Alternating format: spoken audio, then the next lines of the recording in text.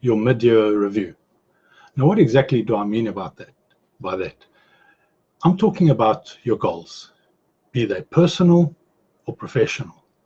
And in most cases, most people tend to set these as part of their New Year's resolutions. But statistics show that within 10 to 14 days of the new year, 80 to 90% of people have either broken their New Year's resolutions or forgotten about the New Year's resolutions. And the remainder, a majority of those within the first month, have done exactly the same thing. This sadly means that a very small percentage of people who set New Year's resolutions actually continue throughout the year working on achieving what they have set out to achieve. Now, in my view, the reason for that is, firstly, I disagree with New Year's resolutions. I prefer to call them New You resolutions, because the best way to create any meaningful change in your life, again, be it personal or professional, is to set SMART goals. Now, what do I mean by SMART? SMART stands for specific, measurable, achievable, relevant, and time-bound. Now, instead of setting New Year's resolutions, which, like I said, most people see it as a joke, and it's something that they tell to their colleagues and friends. Yeah, my New Year's resolutions, I'm going to be doing A, B, C, D, E, F. End of the year, festive season, everybody's very excited and all hyped up, and everything is possible. Now, if you set New Year goals, and as I indicated, you make them SMART, you have a better chance of actually achieving them and sticking to them.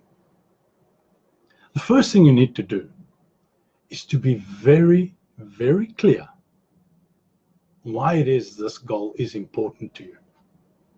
And as I've mentioned on previous broadcasts, do not set your intentions based on something that is materialistic, because then that means it is in somebody else's hands. It can be taken away from you or lost.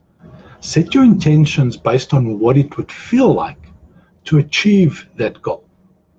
Because now you're talking about feelings and emotions. Those cannot be taken away from you, and those are in your control. So set your goal based on that. And then put a plan of action in place on how you believe you're going to achieve this goal. Now, this is where reviews come in handy. Now, I know I'm talking about a mid-year review because we're just about to reach the middle of the year. And now would be a great time to look back and see what it is I have set to achieve, and where am I along the path? What have I achieved already? What have I missed? What do I still need to do? Because once you do that, then number one, you can identify any errors you may have made, and you can make the necessary changes to continue on your path to achieving your goal. Or if you have already achieved certain goals, you can now put other goals in place to continue on your path of growth and achieving the success that you want to achieve in life, again, personal or professional. But the important thing, in my view anyway, is to have goals. And if you think about it, there's so many different ways of having goals. A to-do list. A to-do list is actually a goal. And a lot of those are small, short-term goals, things I need to do today. But those are goals. So if everything you do revolves around a very crystal clear direction of where you are going in your life, with goals set along the way, short-term goals, mid-term goals, long-term goals, and even longer-term goals. I'm talking 5, 10, 15-year goals. I know this sounds complicated, but think about it.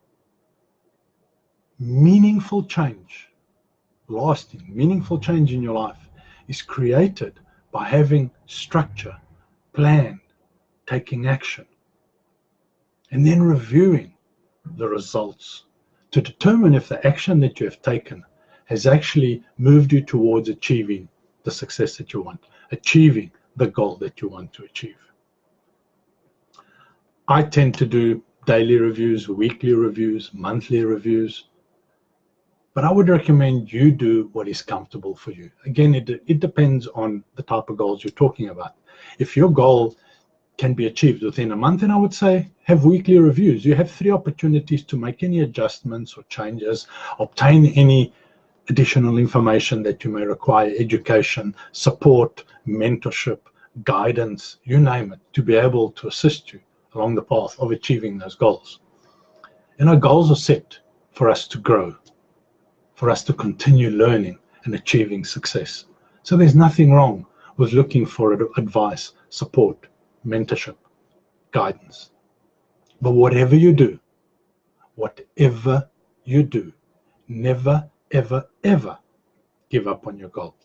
Sure, change the direction. Add something to it. Take something out of the process away. But the end result, the end goal that you're focusing on, never, ever, ever quit on that. How will you know if you're capable unless you stick to it until you actually achieve it? Because here's something I can guarantee you. If you stick to it, if you want it badly enough, you will absolutely achieve it. Because as my tagline goes, you were born to succeed. You are good enough and you can do it. Don't know how? Find out. Get the guidance. Get the mentorship. Don't give up.